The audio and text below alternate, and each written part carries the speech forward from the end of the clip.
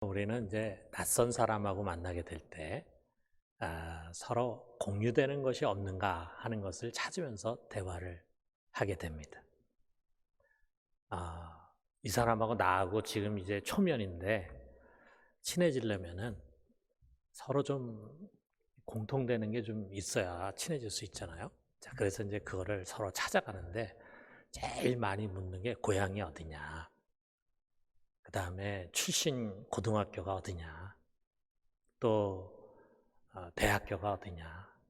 이제 같으면 이제 동창생이 되는 거잖아요. 또 우리 남자들 같은 경우는 군대 생활 어디서 했느냐 이런 거를 묻습니다. 자, 이렇게 서로의 행적을 추적하다 보면은요, 겹치는 부분을 찾게 되는 거예요. 소속이 같다든지 또는 아는 사람이 어떤 사람인데 그 사람을 서로 같이 알아. 또는 어딘가에 갔는데 거기 서로 같이 가봤어. 우리나라 땅이 좁아서 그런지 이렇게 이야기를 막 하다 보면은요, 공유되는 뭔가가 꼭 나오게 되어 있습니다. 특별히 우리나라 사람들은 고향 사람을 참 좋아하는 것 같아요.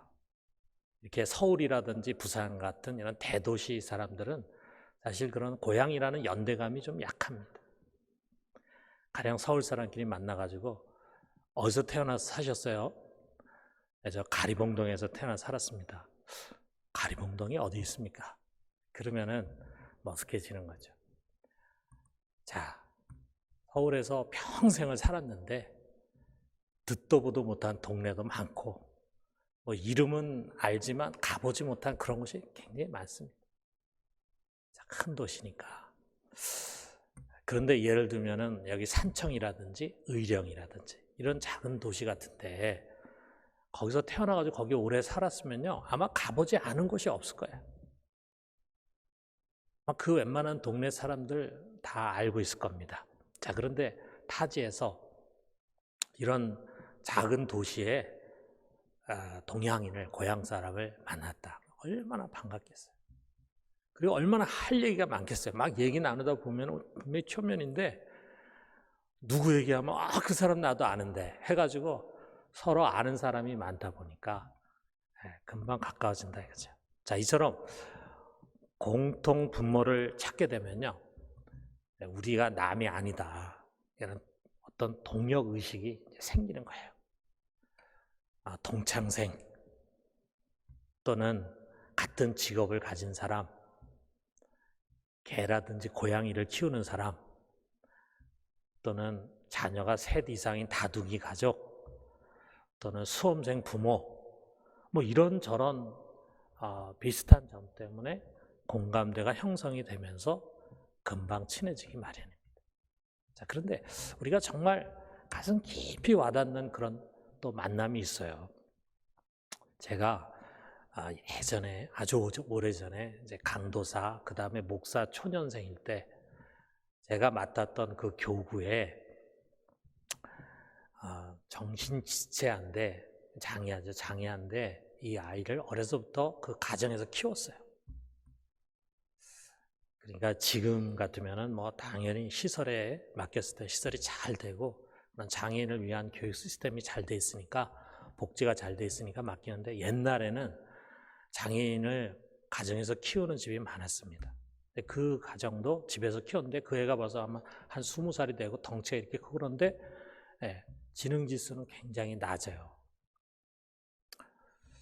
자, 신방 갈 때마다 그 큰 아이를 붙들고 막 쩔쩔매는 그 여성도님을 제가 볼 때마다 대단한 분이다 하는 생각이 들었어요. 그러면서 한편으로 또 정말 고생 많이 하신다 그런 생각이 들었죠. 자, 근데 그 성도님과 상담을 하는 가운데 그런 얘기를 해요. 자기가 목장에 나가는데 목장에 나가서 대화 나눌 때 뭐 기도 제목도 나눌 때 자녀의 입시 문제로 고민하고 막 그걸 가지고 이야기하는 모습 보면서 자기는 외계인 같다는 생각이 드는 거예요. 외톨이라는 생각이 드는 거예요. 마음 한구석에 이 사람들이 과연 내가 지금 당면한 나의 사정을 이해할 수 있을까? 그런 생각이 든다고 얘기했어요. 그래서 저는 그 얘기 들을 때 이런 생각이 들었습니다. 우리 교회 안에 정말 이분처럼 또는 이분의 자녀보다 더 장애가 큰 아이를 이처럼 키워온 그런 교우가 있다면, 그런 사람을 만난다면 얼마나 좋을까. 서로의 아픔을 공감하면서, 그리고 동병산린의 위로를 받을 수 있지 않겠어요? 더 나아가서 자기처럼 이렇게 장애우를 키우는 가정이 많이 있다. 당신만 그런 게 아니다. 그런 사람이 많이 있다. 장애 자녀로 인해서 고생하고 어려움을 겪는 그런 가정이 많이 있다라고 하는 사실을 안다면 더 큰 위로를 받을 수 있지 않을까 생각했습니다. 정말 그렇습니다. 여러분, 우리가 투병 생활을 오래 한 사람들끼리, 또 시집살이를 엄청나게 한 사람들끼리, 또 따돌림을 받아본 사람들끼리, 이런 사람들끼리 가까워지고 또 연대감을 갖게 되는 거예요. 한마디로 말하면 고난의 동역자예요. 고난의 동역자. 그러고 보면 지금 우리는요, 정말 한 세기 만에 한 번 경험할 그런 아주 길고 긴 고난의 터널을 지나가고 있습니다. 이전 같으면은 이런 추석 명절 또는 구정 명절 같으면은 민족의 대이동이 있어야죠. 꼭 필요합니다. 오랫동안 잘 뵙지 못했던 고향의 부모님 찾아뵙고, 또 오랫동안 흩어졌던 형제 자매들 가족들이 좀 다 모여서 같이 좀 며칠 동안 웃고 먹고 이렇게 하면서 시간을 가져야 돼요. 꼭 필요합니다. 그런데 올해는 코로나가 그 모든 것을 가로막고 있습니다. 마스크 써야 되고, 그리고 밖에 나가서 음식 먹는 게 꺼려지니까 외출이 뜸해져. 그러니까 우리 자매님들은 그냥 하루 세 끼 밥 해야 되느라고 지문이 다 다를 정도가 됐어요. 사업하는 사람들, 가게 운영하는 사람들은 아마 지금까지 해오면서 이런 불경기는 경험하지 못했을 것입니다. 우리나라뿐만이 아니죠. 지구촌 사람 전체가 이 코로나로 인한 고난과 씨름하고 있습니다. 그런데 코로나만이 아니에요. 코로나 끝난다고 해서 그 다음에 좋은 세상이 오는 것도 아닙니다. 어떻게 보면 우리의 인생 여정 자체가 고난의 연속일 뿐이에요. 그렇기 때문에 세계에 살아가고 있는 모든 사람들이 넓은 의미에서 보면 다 우리 고난의 동역자들입니다. 자, 그렇다면 우리 하나님을 믿는 신앙인들은 더 그렇지 않겠어요? 자, 우리가 세상 가운데 뭐라고 불리움 받습니까? 나그네고 이방인이다. 우린 나그네와 이방인으로 살아가는 하나님 나라의 백성들입니다. 나그네의 삶이라는 게 여러분 원래 고달프지 않습니까? 자, 우리 그리스도인들은 어떤 사람인가에 대해서 예수님이 정의하신 말씀이 있어요. 자, 우리 그 말씀 들어보면은 누가복음 9장 23절에 예수님이 이렇게 말씀하셨어요. 아무든지 나를 따라오려거든 자기를 부인하고 날마다 제 십자가를 지고 나를 따를 것이니라 그랬습니다. 여러분, 우리 그리스도인이란 뭐냐? 그리스도인은요, 자기를 부인하고 날마다 자기 십자가를 지고 예수님을 따르는 사람들이에요. 우리는 각자에게 주어진 고난이 있어요. 그 고난을 짊어지는 거예요. 그리고 먼저 고난 당하신 예수님을 뒤쫓는 사람이에요. 그것이 그리스도인이고 그것이 예수님의 제자입니다. 그렇다면은 우리 그리스도인들이야말로 정말 고난의 동역자 아니겠어요? 자, 오늘 말씀이 그것을 우리에게 가르쳐주고 있어요. 자, 이 성경 베드로전서는 아주 극심한 박해 가운데 하루하루를 살아가고 있는 아시아의 성도들을 위해서 사도 베드로가 쓴 서신입니다. 자, 그 박해의 가정 속에 교우들이 얼마나 억울한 일들을 많이 겪었겠습니까? 이 성경을 읽다 보면요, 그게 느껴져요. 극한 가난을 감수하고 견뎌내야 했고, 사람들로부터 따돌림을 당하고 심지어는 버림을 당하기도 합니다. 그리고 힘 있는 자로부터 억압을 당하는 거예요. 자, 이런 소식을 들은 사도의 마음은 양들에 대한 근심으로 가득 차게 되었을 것입니다. 그래서 이 서신에는요, 이들이 신앙을 잘 지켜가도록 믿음의 용기와 소망을 주는 내용이 가득 차 있습니다. 아울러 자, 이들이 고난을 받고 있는데 고난을 받고 있는 신앙인의 자세는 어때야 되는가?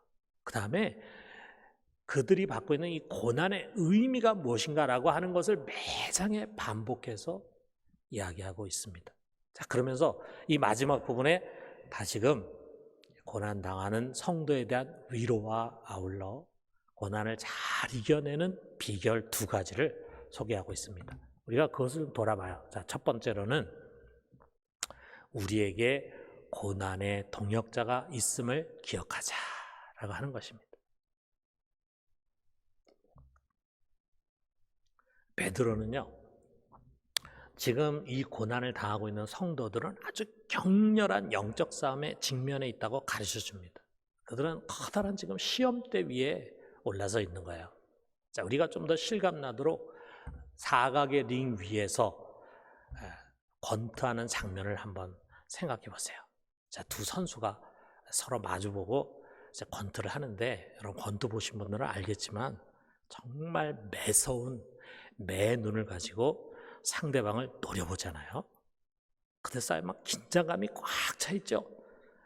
왜 상대방을 노려봅니까? 상대방의 빈틈을 노리는 거예요. 만약 조금이라도 허점이 발견되면 가차없이 주먹이 날아갑니다. 자칫하면 한 방에 KO패를 당할 수도 있어요. 자, 바로 그와 비슷한 상황이라 이거야. 자, 8절에 보니까 근신하라, 깨어라. 너희 대적 마귀가 우는 사자같이 두루다니며 삼킬 자를 찾나니 그랬어요.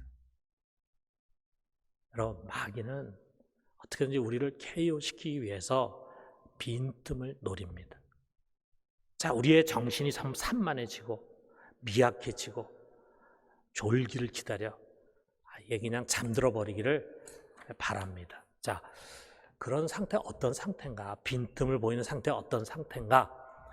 우리들이 지금 자신에게 찾아온 고난인데 그 고난 앞에 그 고난을 놓고 염려와 근심의 깊은 늪에 빠지는 거예요.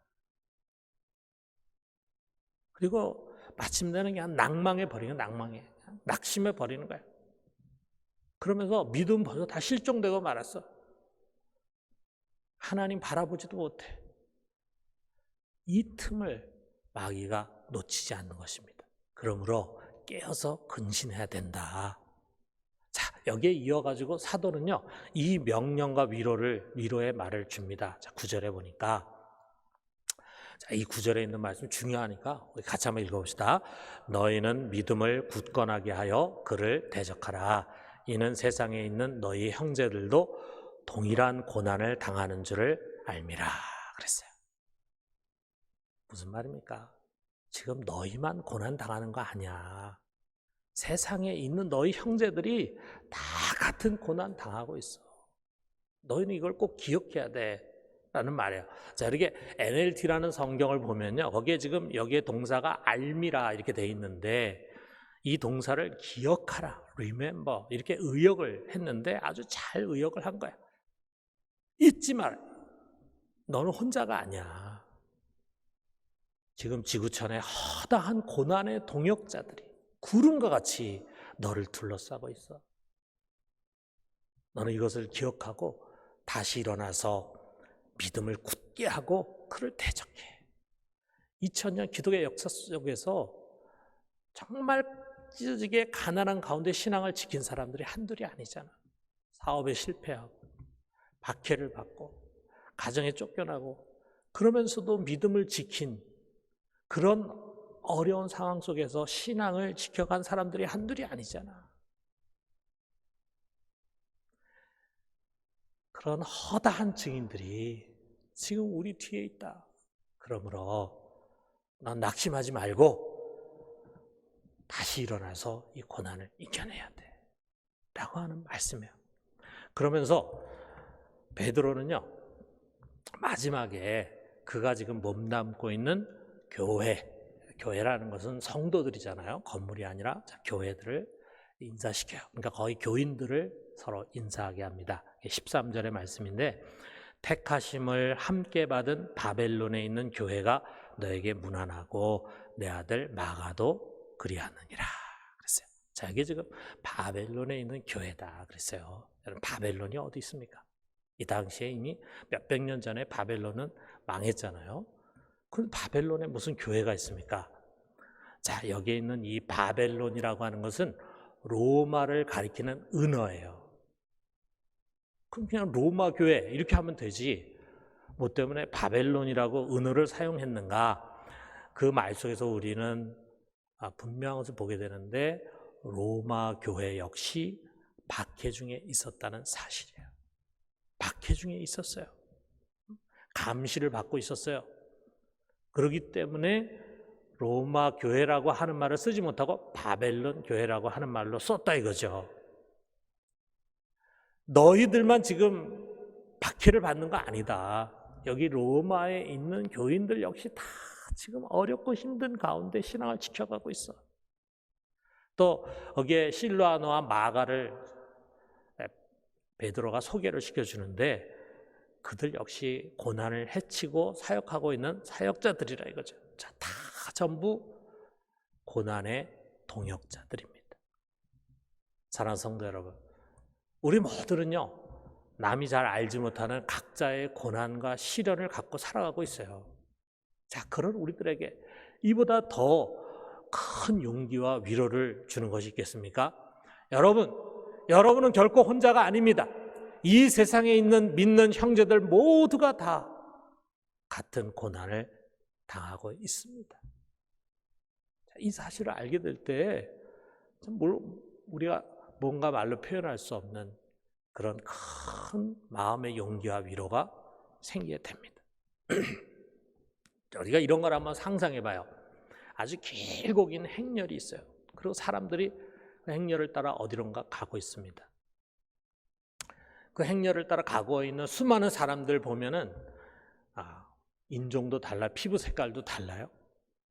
그리고 언어도 막 다르고 또 민족도 다르고 국가도 달라요. 또 세대도 달라. 뭐 나이가 많이 든 늙은이도 있고 또 아주 어린 아이들도 있고 남자도 있고 여자도 있고 성도 달라. 자, 다 서로 다른데 공통점이 있어요. 뭐냐면 십자가를 지고 가는 것입니다. 근데 그들이 진 십자가 똑같지도 않아. 여러분, 우리는 뭐 기독교 역사가 얼마 안 됐지만 자, 유럽 같은 경우에 기독교 역사가 굉장히 오래돼가지고 이 십자가가 아주 다양합니다. 뭐 정확하게 모르지만 수백 가지, 수천 가지 될지 몰라요. 자, 이렇게 서로 다른 십자가를 지고 갑니다. 자기 십자가예요, 자기 십자가. 여러분, 생각해 보세요. 만약에 아무도 십자가를 지고 걷지 않는데 나 혼자만 그 무거운 십자가를 지고 간다 하면 상상해 봐요. 그게 얼마나 더 무겁게 느껴지겠어요.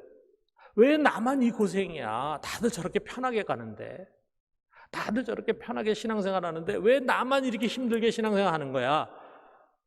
자기의 운명을 한탄하고 또 그렇게 만든 사람 원망하시게 되잖아요. 자, 그런데 이 행렬에 십자가를 지지 않은 사람이 한 사람도 없어. 그 사람은 그리스도인이 아니야. 이 행렬에 들어올 수가 없어요. 여러분, 이처럼 다 같이 무거운 십자가를 진 수많은 동역자들과 우리가 함께 걷는다면 내가 진 십자가 훨씬 가볍게 느껴지지 않겠습니까?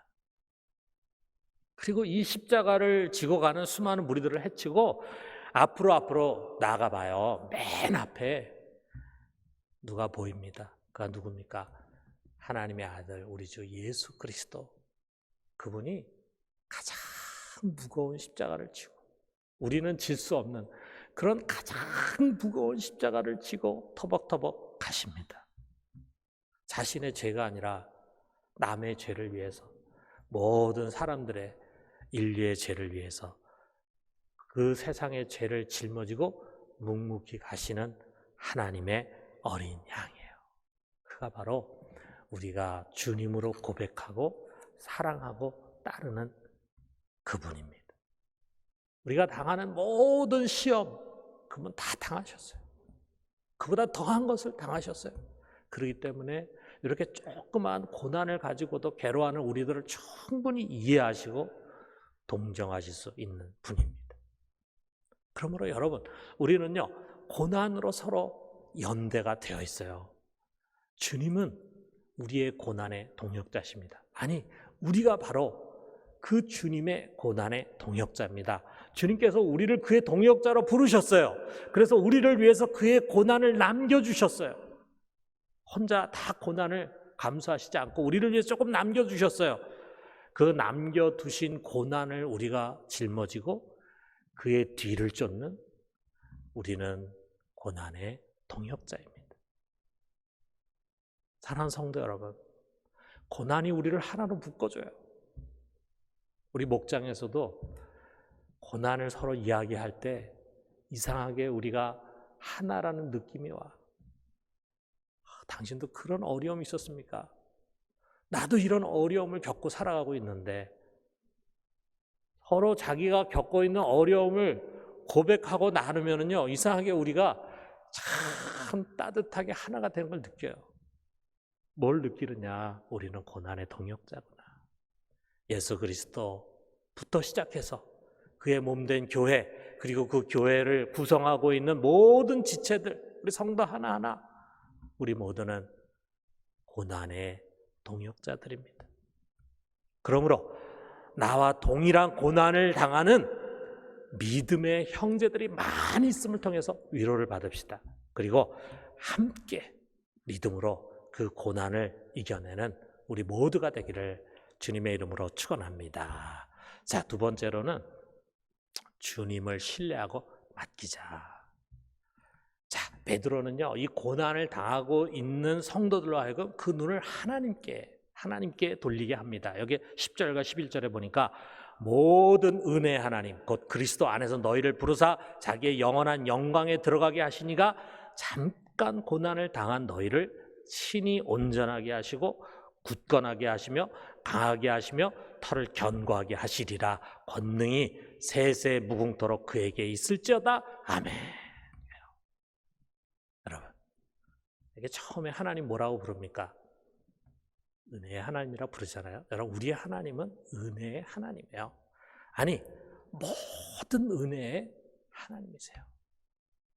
하나님은 나에게 언제나 은혜의 하나님이십니다 라고 우리가 진정으로 믿고 고백할 수 있다면요, 우리는 어떤 상황에서건 어떤 문제를 만나건 그 무엇에 대해서건 결코 두려워하지 않을 것입니다.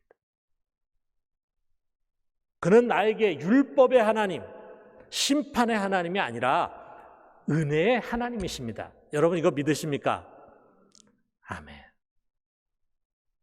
은혜를 주시되 넘치도록 주시는 하나님, 모든 은혜의 하나님이십니다. 그리고 그 은혜의 핵심은요, 그리스도 안에서 우리를 자신의 영원한 영광 안으로 부르셨어요. 우리는 이미 그리스도 안에서 부르심을 받은 사람들이에요. 과거형입니다. 그리고 우리는 미래의 영원한 영광에 들어가게 될 것입니다. 우리 각 사람을 위해서요, 영광의 처소가 다 예약이 돼 있어요. 그리고 그 예약은 절대로 취소되지 않습니다.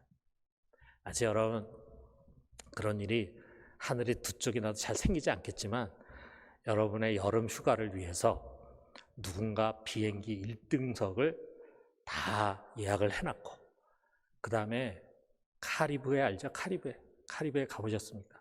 세계에서 가장 아름답다고 하는 그 카리브해의 가장 아름다운 해변에 서 있는 최고 고급 호텔, 그리고 그 안에도 뭐 조그만 방이 아니라 VIP실, 그거를 하루가 아니라 2주 동안 쓸 수 있도록 예약을 했는데 돈은 다 지불했어. 만약에 여러분 위해서 누군가 그렇게 했다 그런다면은 정말 얼마나 기다려지겠어요. 그럼 하나님은 우리가 그런 것과는 비교할 수 없는 영광의 처소에 들어가도록 이미 다 예비하셨습니다. 예비하셨어요.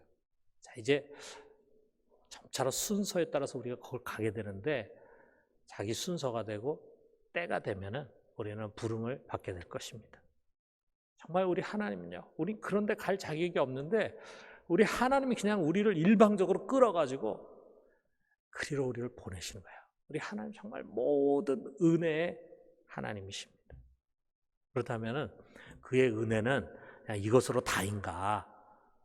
우리를 불러가지고 그 좋은 영광의 처소에 들어가게 하시는데 거기에 가기까지는 이 나그네 여정에서 우리 그냥 고난 중에 살도록 우리를 방치하시는가?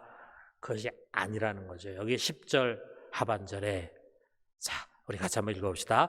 잠깐 고난을 당한 너희를 친히 온전하게 하시며 굳건하게 하시며 강하게 하시며 털을 견고하게 하시리라. 누가?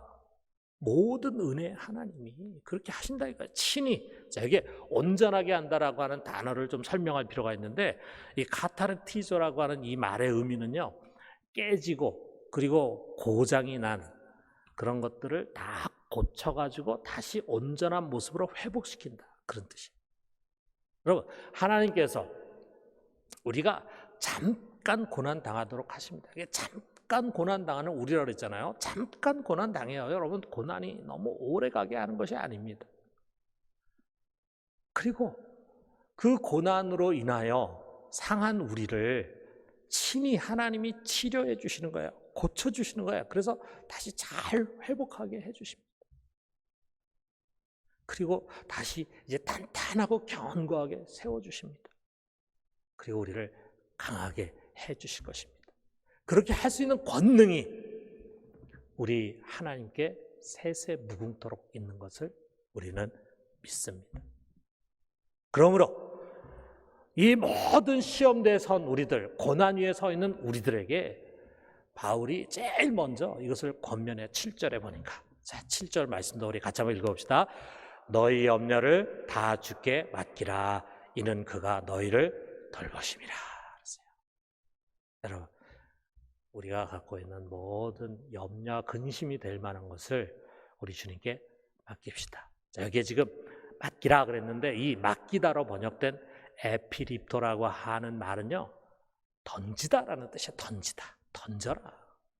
갖다 이렇게 잘 싸가지고 그분 앞에 이렇게 내려놔라, 그런 게 아니라 그냥 던져라. 던져. 여러분, 지금 걱정될 만한 거 움켜쥐고 있지 말고 우리 하나님 아버지께 그것을 던져요. 던진다는 것은 믿음으로 기도하면서 그분께 위탁하는 거예요. 그러면 우리 주님께서 그것을 받으시고 그리고 그것을 해결해 주실 것입니다. 왜 그렇습니까? 우리 하나님은 우리를 돌보시는 분이기 때문에요. 그는 그의 자녀를 책임지고 돌보십니다. 회복시키고 견고하게 하고 강하게 해 주실 것입니다. 오늘 이 말씀 붙들고 믿음을 가지고 모든 염려를 주님께 맡기면서 우리에게 찾아온 모든 고난에서 승리하는 우리 모두가 되기를 주님의 이름으로 축원합니다.